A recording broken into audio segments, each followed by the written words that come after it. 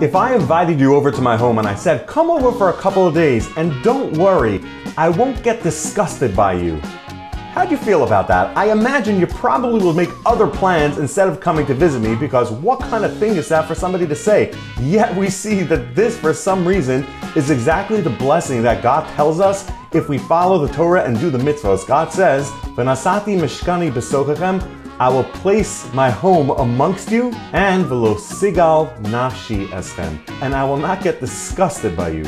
Isn't that making the threshold pretty low for satisfaction? Why is God telling us this as a blessing if we listen to Him? Doesn't seem to make sense.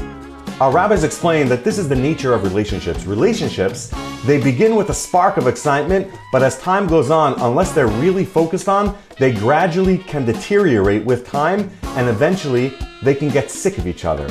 And this is what God is promising us, that although I'm going to live amongst you, and we're going to live together, still, I will never reach that point of getting sick of you. But the question is, how does that happen? If naturally a relationship can downgrade and deteriorate, how does one prevent that from happening? And the hint is given to us here in the word tigal. The word also comes from the shoresh, the root of hagala, which means removing something that is fully absorbed in another. God is telling us that our relationship will be completely absorbed and one. We will be so connected that the only way to remove us is by doing the hagala process of removing something that is absorbed, which He's committing to us that He will not do. But this shows how strong that connection is, that we're actually absorbed as one.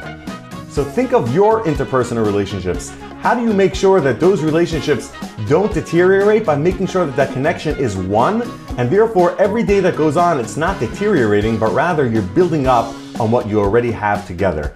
And recognize the relationship that we have with God is so strong that God is telling us that that spark of the relationship will never lose its brilliance.